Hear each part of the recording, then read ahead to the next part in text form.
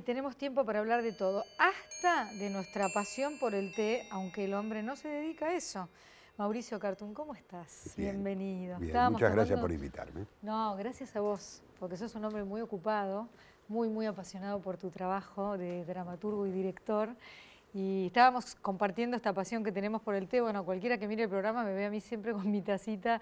Me acompaña el té, me gusta. Y me contabas que a tus alumnos también les convidas. Sí, los he acostumbrado. Digo, llegan a la primera clase con ansias de café y mate y empiezan a mirar con cierta sospecha la presencia del té y algunos se resisten un par de clases. Y cuando se dan cuenta, bueno, naturalmente, además todo depende de qué té uses y cómo lo prepares, un rico té bien preparado no tiene competencia. Es sanito aparte, ¿no? Claro. Uno siente que puede tomar mucho té sí. Y aparte el que sea muy de la salud puede tomarse un té verde. A mí todavía no me agarró por ahí. Sí, té verde y yuyos varios que es interminable. Pero la ceremonia, ¿no? No sé, nunca estuve en una verdadera ceremonia del té japonesa, debe ser una cosa increíble eso, pero yo creo que igual uno puede llamarlo la pequeña ceremonia de uno, el hecho de tener una teterita, una linda taza, así como tenemos en este decorado, esta taza transparente, directamente transparente, con dorado, que encontraron acá cuando pensaron en este set. Y pensaba, ¿no?, que antes de meternos en tu historia, que me interesa desde el día 1, hablar de lo que se denomina teatro independiente y si siempre el teatro independiente está asociado a una especie de, vamos a decirlo así, obligatorio minimalismo desde el punto de vista del decorado, el vestuario, porque se priorizan otras cosas o simplemente porque, bueno, hay que hacerlo con lo que hay. No sé si la pregunta es disparatada, pero... No, está muy bien. No necesariamente. De hecho, en los últimos años hay producciones salidas del teatro independiente muy ambiciosas, donde además muchas veces hay producción puesta con una energía en el trabajo sobre el espacio que no lo encontrás en algunos lugares de teatro comercial. Yo no pensaría en minimalismo, sí pensaría en economía poética. Me parece que es una de las cosas que caracteriza, o en todo caso, como pensamiento alternativo a la otra zona que es la del derroche poético. A mí me parece que muchas veces el teatro comercial peca de excesivamente derrochón en la estética. Hay algo como de, si vas a pagar 350 mangos para arriba, te tengo que dar algo que brille y que sea grande y que se mueva. Y que tenga una escalera. Que convengamos, son parámetros de cierta vulgaridad, ¿no? Lo que brilla, lo que se mueve, sí, que sea grande y que tenga una escalera, eso también. Si tiene escalera, ese es el sumum. Y me parece que se vuelve un lugar común de la riqueza. Y nosotros sabemos, no hay, todo lugar común de la riqueza es vulgar. El teatro independiente, por el contrario, trabaja con una hipótesis de economía poética, que es crear belleza con el objetivo de crear belleza y sentido, aprovechando lo que hay, trabajando como trabaja siempre el poeta, con lo que tiene alrededor. Me parece que eso, digo, los espectáculos más bellos, sin duda, en las últimas décadas del teatro argentino salieron del teatro independiente. Decime ejemplos que ahora vengan a tu mente. Bueno, qué sé yo. No es por tomarte examen, digo... pero yo digo los espectáculos de Ricardo Bartís, por ejemplo, que para mí son el non plus ultra de la belleza espacial. Ricardo trabaja de una manera absolutamente artesanal. Me consta que Ricardo pinta él las paredes de su propio estudio porque él busca un color, un tono, una textura que es absolutamente imposible conseguir sin un acto de paciencia extrema como es la que él tiene. Y luego vas a ver los espectáculos de él, y cualquier espectáculo de él siempre termina conmoviendo, además de la presencia de los actores, de la historia, por la belleza de eso que se crea allí. Ha conseguido además un fenómeno curiosísimo, que cuando se va al exterior a algún festival, obliga a recrear en los festivales europeos su propio estudio pintado por sus propias manos, que es una especie de curioso disparate, ¿no? Yo trabajo artesanalmente y si vos querés que yo vaya, tenés que hacerlo tal cual yo lo hago. Y eso habla, bueno, en principio de la valoración que se tiene por ese tipo de trabajo. Digo, por tomar un ejemplo de muchos ejemplos que te podría dar. ¿Qué fue primero en tu historia, la dirección o la dramaturgia? No, la dramaturgia. Soy un director joven. Es decir, tengo apenas 12 años de Un director. Nobel director. Soy un Nobel director y en cambio tengo 40 años de dramaturgo. Estudié dirección más que dramaturgia, le puse mucha pasión al estudio de la dirección y siempre me asustaba muchísimo la idea de tener que contener un grupo frente a la hipótesis de si yo apenas me puedo contener a mí mismo. Ah. Y ¿Pero no es distinto defender lo escrito por uno? sí, sí, es distinto. Es distinto y también te da te da una doble posibilidad, que es que todo aquello que no podés resolver, todos aquellos problemas de dirección que no podés resolver como director, te ayuda a resolverlos el dramaturgo. Corta, cambia, modifica, acepta la hipótesis del error y lo toma como signo. Profana sin problema. Sin ningún problema. Le falta el respeto sin problema. Le falta el respeto sin problema. Y al revés, ¿eh? Todo lo que yo no puedo resolver como autor últimamente, ya lo dejo ahí en punto suspensivo, lo llevo al ensayo y siento, lo va a resolver el actor. Y lo resuelve. Lo resuelve. Cada vez que veo mi obra ahora en el Teatro del Pueblo Terrenal, me río. Hay una escena que me volvió loco cuando la escribí, una transición donde un personaje tiene que cambiar de un estado a otro en un segundo. Y entonces la ortodoxia diría, hay que escribir una escena de transición, que son 2 carillas, para darle al actor la posibilidad de cambio. Yo la llevé, lo tiré como problema y simplemente le dije al actor, a Claudio Risi, que es un actor extraordinario, ¿cómo resolverías esto con un gesto? Y de pronto empezó a trabajar con la gestualidad y consiguió que en 10 segundos... Cambia totalmente de estado de ánimo. Absolutamente. Esa es la obra de los 3 Claudios. De los 3 Claudios. ¿Cómo hiciste para encontrar? ¿Viste? Esto debería estar, no sé si en un Guinness, pero es una Debería curiosidad. estar. Es una historia de... Sí, sí. Mira, es mezcla de azar y también... talento. No, de creencia en las casualidades. A mí me gusta creer en las casualidades. Yo creo que en el arte a las casualidades las llamamos rimas. Son encuentros, son coincidencias. Dicen que para los que somos creyentes las casualidades son como travesuras de Dios. Como, no sé si la palabra es travesuras, pero cosas que arma para que de golpe nos encontremos en situaciones que nos parezcan, pero bueno, fíjese usted qué coincidencia. Mira, hay un mecanismo de creación, no voy a ponerme técnico, Sí, porque no es la oportunidad. Tenemos mucho tiempo. Pero así hay que un podés mecanismo, hacerlo, podés hacerlo. hay un mecanismo de creación que tiene un nombre feo, pero una función muy bella, que es la apofenia, que es la capacidad de crear por coincidencias. Buena parte de los que trabajamos en cualquiera de las artes estamos acostumbrados justamente a buscar esas coincidencias. Son rimas, son encuentros. Cuando uno descubre que algo se relaciona con algo, inevitablemente lo pasa a esa familia y empieza como a indagar en ese encuentro. Nosotros trabajamos mucho con eso.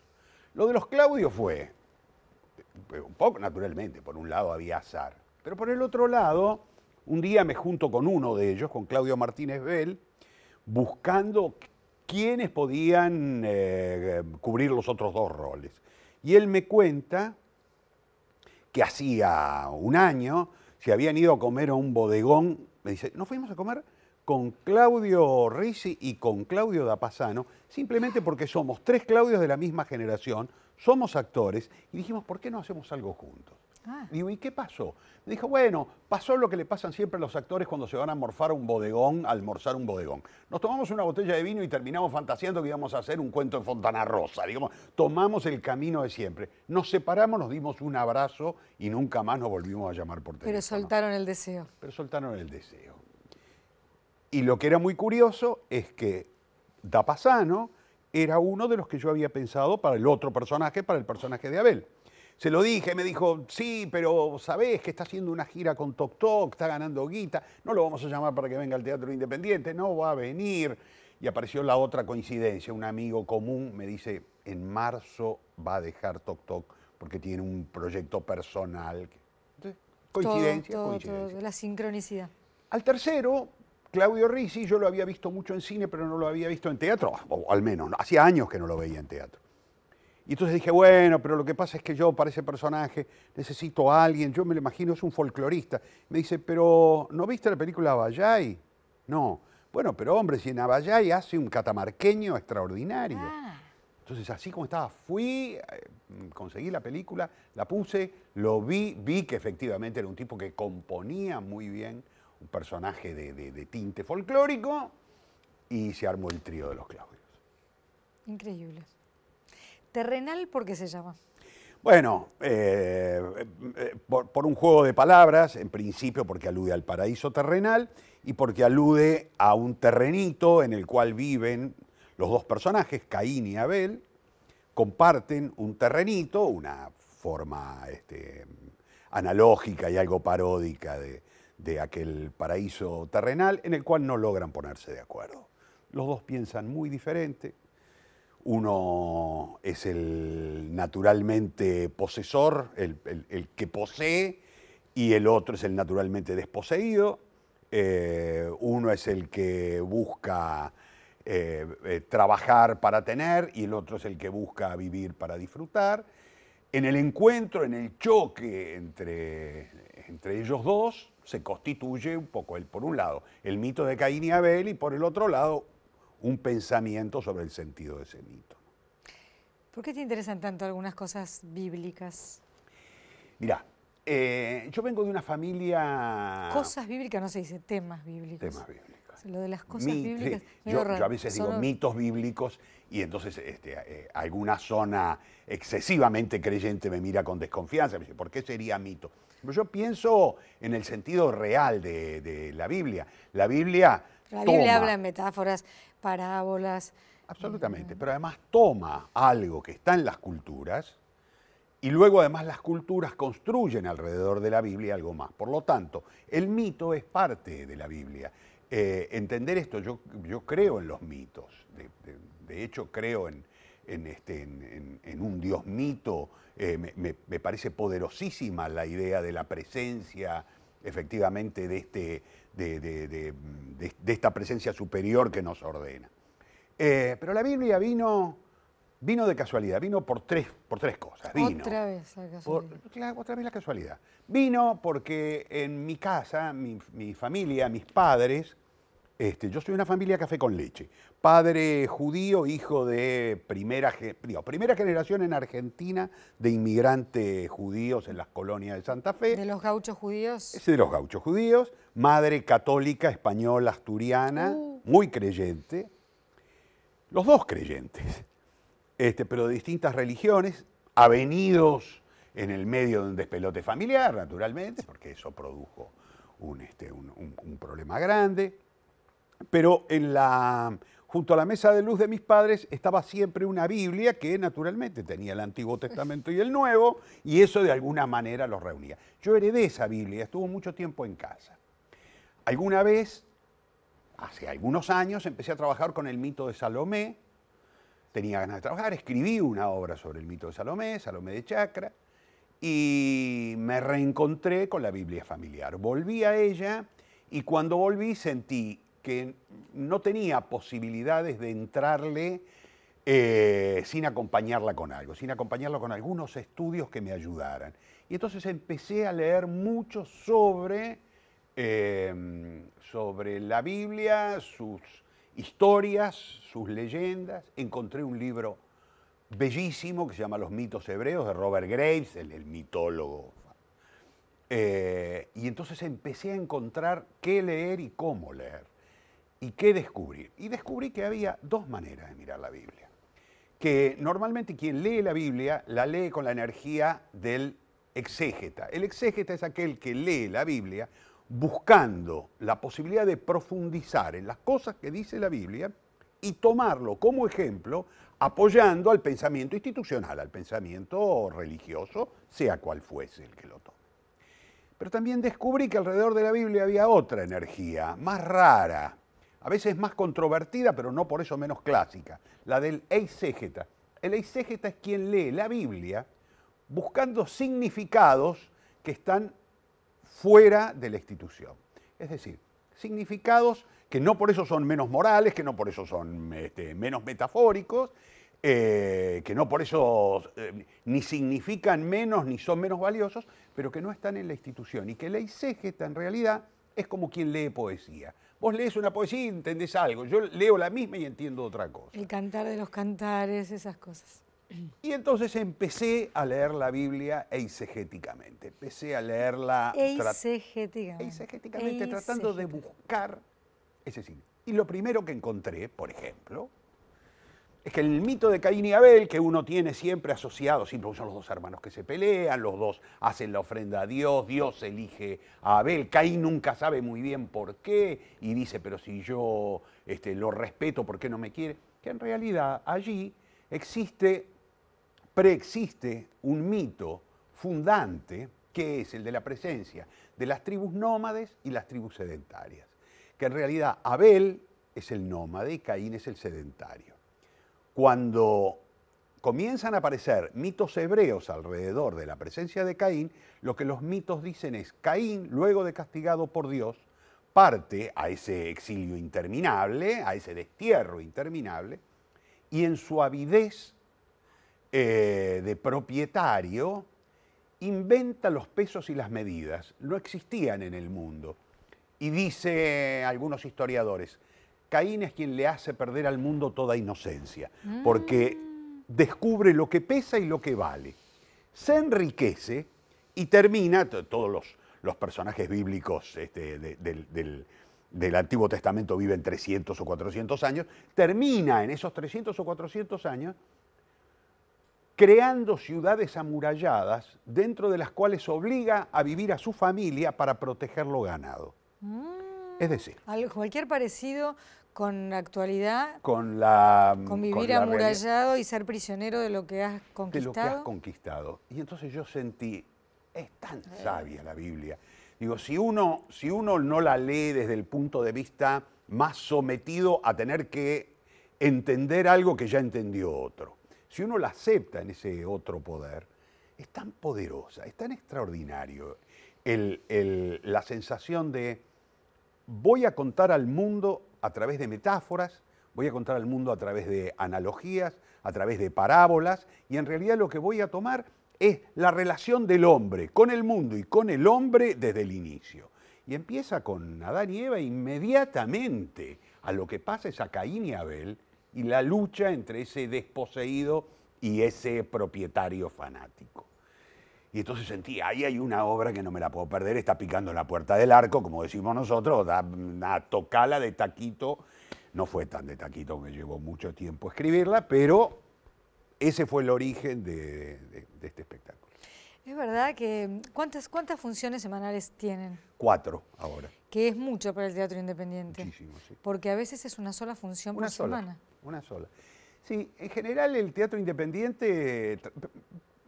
A ver, yo digo, el teatro independiente trabaja con una función porque también ha naturalizado este fenómeno. Pero yo creo que a veces hay que luchar contra esto. A mí me gusta luchar contra esto. A mí me gusta vamos a partir de 3 funciones y dice, pero vos estás seguro, Cartoon, mira que es muy triste cuando el espectador no viene, vas a tener que meterte a hacer funciones los jueves, que a lo mejor... No importa. Un acto de fe. De fe y de horizonte. Claro, si nos quedamos con que esto es hasta acá, es hasta acá. No sé, es tal como dicen que los elefantes, cuando están en un circo, en cautiverio, bueno, en un circo siempre están cautivos, cuando nacen los encadenan con una cadena chiquita y un palo. Y ellos prueban salir una vez, no pueden, 2 veces no pueden, hasta que se rinden y crecen toda la vida y todo su tamaño pensando que no pueden y ya no lo intentan más. Y también dicen que la abeja aerodinámicamente no podría funcionar como para volar, pero por suerte la abeja no lo sabe. Es extraordinario eso. Es extraordinario.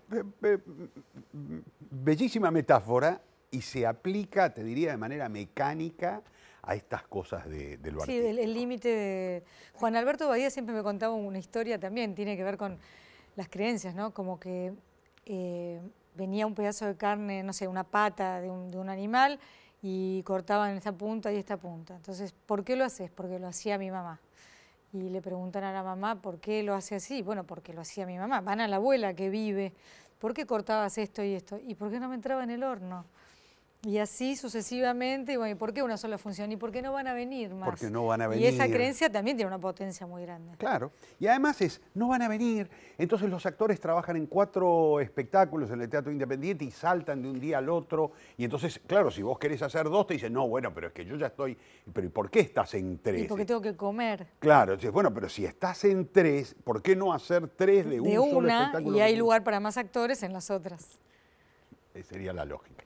Yo aplico mucho esa lógica y me gusta defenderla. Y también lo Pero que tengo entendido que para sacar entradas para ver Terrenal hay que esperar mucho rato, que si quiero ir mañana no puedo. No, están agotadas con 2 semanas de anticipación ahora.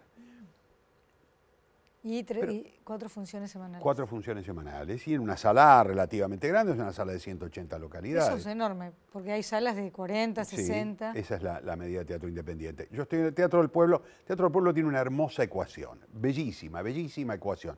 Tiene una capacidad de espectadores que hace que si haces un éxito, o por lo menos si anda bien, te da la posibilidad económica de vivir de ello.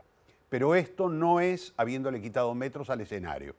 Al contrario, el escenario es uno de los escenarios más generosos que tiene el teatro independiente. Eso es una buena ecuación, donde un espacio atiende a tu necesidad creativa y también a tu necesidad profesional. Bueno, pues si eso es lo que somos los artistas. Claro, que no puede ser acromegálico, no puede ser una cosa que no pegue. Vamos a ver alguna escena, no sé de qué preparó la producción. Tú dirás. Usted y yo, solos, en el loteo interminable.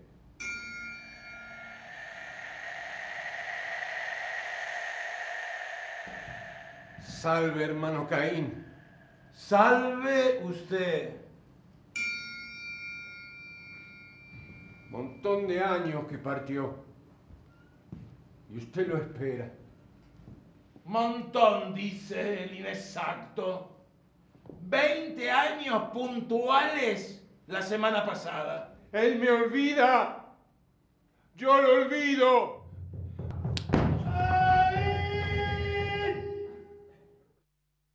¡Tatita! El regreso, el Tata pródigo. Señora maestra, ¿usted qué tiene allí? Estos son los labios que no debe tocar. Los labios, la nariz, los ojos, la frente, los cabellos, maestra, tiriripelilila. El niño va a la escuela porque quiere aprender. El niño va a la escuela porque quiere saber. Destierro, Caín. Vagarás sin detenerte y no te alcanzará la tierra.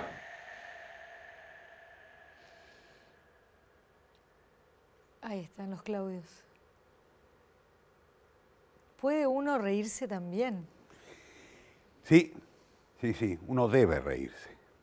Debe reírse. Qué incómodo es cuando uno no sabe en una obra de teatro o cuando las personas se ríen en momentos de mucha angustia o por la angustia, o cuando esperás que se rían porque es un gag y no sucede eso, ¿no? Porque a veces es por pudor del público. O todo lo contrario, cuando deben reírse y la gente por ese pudor se mantiene con la sensación de, che, pero es un tema bíblico.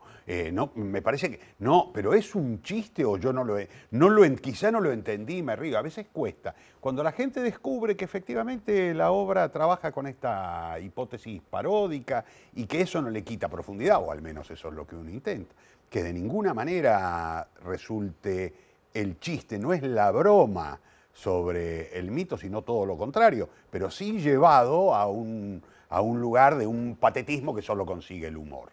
Y a la vez trabajado en un código que ahí se insinúa, que es el de los viejos teatros de variedades, ¿no? Esos cómicos de la legua se llamaban antes, ¿no? Los cómicos de la legua, efectivamente. Sí, de la legua es porque viajaban, más que nada por eso. Seguramente. ¿Por qué te interesó el teatro, Mauricio? Mirá, y fui al teatro desde muy chico porque mis padres eran teatreros, vivíamos en el Gran Buenos Aires, en San Martín, el San Martín profundo, pero mis viejos los sábados tenían el ritual cultural de venir al teatro. Y teníamos... Se vestía la gente para ir al teatro. ¿Cómo? Me vestían a mí, que era chico, y me tenía que poner, digamos, tenía el saquito. Vamos al teatro. Vamos al teatro. Todavía existe eso, ¿eh? Sí.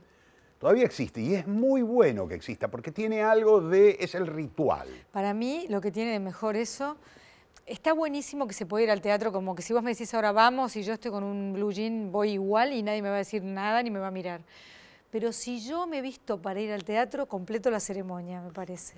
Es que hay algo de encontrarse, hay algo de lo social, y lo social inevitablemente constituye una mirada sobre uno y una mirada sobre el otro. El vestirse, en realidad, tiene que ver con cómo me van a mirar. Estoy yendo a un lugar público, estoy yendo a una fiesta. A mí me gusta que la gente piense en el teatro. Digo, por supuesto, vos podés ir descalzo al teatro, podés ir con unas Pantalones bermudas y cortos. sentarte. Pero a mí me parece preciosa la idea de vamos al ritual, y entonces el ritual es una fiesta, y en la fiesta aceptamos ciertas convenciones de este ritual. Ciertas convenciones de la fiesta. Ese vestirse, yo recuerdo, yo tenía el saquito, y el saquito era para ir al teatro y ocasionalmente para ir a dar alguno de los innumerables exámenes que di en mi vida por mi tradición de mal alumno. Pero si no, el saco era, bueno, nos poníamos y era ir al teatro. Mi madre nos llevaba a ver comedias españolas que le apasionaban. ¿Y zarzuela y esas cosas? Sí, más que zarzuela, lo que veíamos con mi madre era un varieté español, un clásico que había en la calle Corrientes, que se llamaba El Tronío, que era un lugar donde cantaban y había cómicos españoles. Como un tablao con humor. Un tablao, efectivamente. Era un tablao. Era un tablao. O se están viendo en España, así que... Sí, y íbamos así, o las comedias o cuando cambiaba el programa del Tronío, porque tenías que esperar que cambie si no ibas a ver a los mismos, volvíamos al Tronío 2, 3 veces en el año, 4 veces en el año. Luego, a mi padre le encantaba el teatro de revistas. ¿Y a qué edad consideró que podías ir? Desde muy chico, porque en aquel momento, si ibas acompañado por tus padres, podías entrar. Y para mí, compartir el humor de adultos con mis padres era Adolfo bello. Stray. Adolfo ejemplo. Stray, Tato Pelele, Bores, Pelele. Don Pelele, Barbieri. Yo los vi a todos ellos siendo muy pequeño. Se naturalizó en mí cierta forma del humor grueso, que yo utilizo mucho, desde hace mucho tiempo utilizo en mis obras. Fue